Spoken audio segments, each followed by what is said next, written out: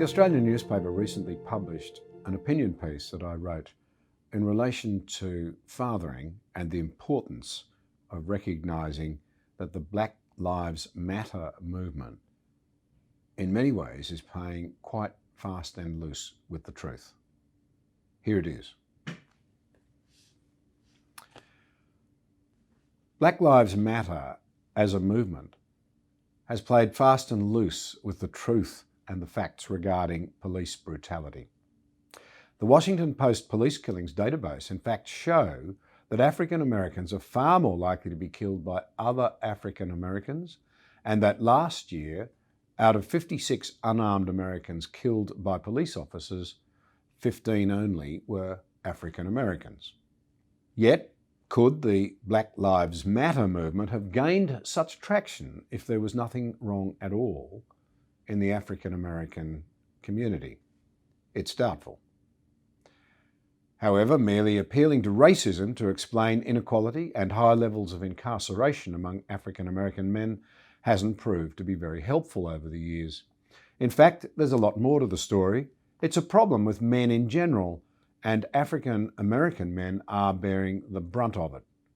That problem is in fact fatherlessness, something we don't seem to like to talk about, but which really shows up in the data and the evidence. It's increasingly being recognised, not only as the greatest problem facing African Americans, but in fact men in America and right across the world, but particularly in Western countries. There can be no doubt that today many men are feeling a mixture of confusion and self-doubt, which is spiralling into a crisis of confidence about what it is to be a man. The explosive success of Jordan Peterson's writings and lecture tours, much of which speaks to men struggling to find their role in the face of often virulent criticism, testifies to this. I've had the honour of coming to know Jordan Peterson, and it was he who introduced me to Warren Farrell. Now, Warren Farrell is one of the most remarkable people I've ever met, and I was delighted to interview him recently for my video podcast Conversation series. Farrell, once recognised as America's most famous male feminist, is now also one of America's most well-known and respected experts on what he and his famous co-author John Gray, who wrote the book Men Are From Mars and Women Are From Venus, called The Boy Crisis, the title of their recent jointly written book. Warren Farrell remains a feminist and a political progressive. However, on family issues, he describes himself as much more conservative. He's deeply concerned by the disastrous social impact of the disintegration of the family over the past 4 decades. Speaking to him at his home in California, I was deeply impressed by his mastery of the facts and figures, and also by his genuine and heartfelt concern for the largely silent plight of men, and particularly our young men. With the decline of the family and traditionally male-dominated industries, including things like manufacturing and mining and farming, we have inherited a serious problem for men, described by Farrell and Gray as the purpose void. Men without purpose are easily manipulated by charismatic people who can make them feel important. In our age of deep and wide social division, of social atomisation and of distrust, the last thing we need now is a generation of men who can be easily manipulated by fringe militant ideological movements, either from the left or the right, or from some of the strange permutations that are appearing between the left and the right in these strange and unusual times. In the US, for example, men aged between 25 and 31 are a staggering 66% more likely than women to be living with their parents. The prison population, even more staggeringly, has increased by more than 700% between the mid-70s and 2013 or so. Of that population, 93% are male, and they are disproportionately young. Every day, 150 workers die from hazardous working conditions, and 92% of them are male in America. By 8th grade, 41% of girls who are at least proficient in writing outclass the mere 20% of boys who are. A large study from Britain amazingly and disturbingly finds that boys' IQs have dropped by about 15 points since the 1980s. To return to the above figure of 93% for male incarceration, Warren and Gray make a simple but devastating point. We often allow, they say, that the disproportionate percentage of young black men in prison may reflect our racism, but rarely contemplate whether, since the other half of black men is men, it may also reflect our sexism. The diagnosis is confronting. Farrell and Gray write that the most important single crisis in developed countries is now dad-deprived children, and especially dad-deprived boys. Speaking again of the US, Farrell and Gray show that a staggering 85% of US youths in prison grew up in a fatherless home. 90% of US male prisoners are dad-deprived, as are 85% of mass shooters. The link between the health of the family and crime is also strong. In 1965, 25% of African American families were dad-deprived. Today, this is about 75%, with about 33% of white families being dad-deprived. Farrell points out that researchers have shown that mothers are good at setting boundaries, but fathers are better at enforcing them. In other words, huge populations of children are brought up without firm boundaries. The evidence is conclusive.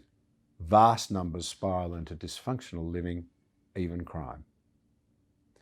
On top of this, Warren and Gray show that the absence of a father leads to both boys and girls having problems in no less than around 50 areas of life, including health, education, discipline, and self-esteem, but boys will have those problems more severely.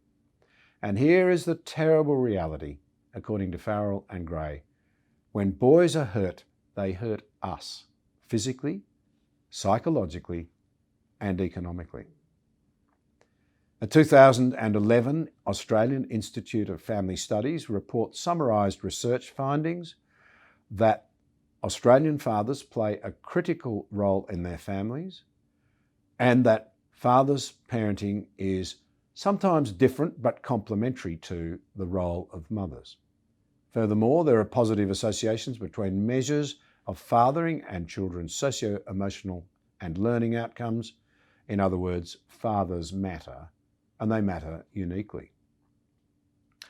All of this is what Paul Amato, a professor and expert in family research at Penn State University in America, calls the father effect.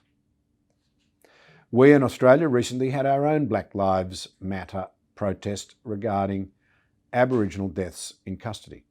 As tragic as any death in custody is, when we look at the rates of death in custody, we see that Indigenous Australians are actually less likely to die in custody than non-Indigenous Australians.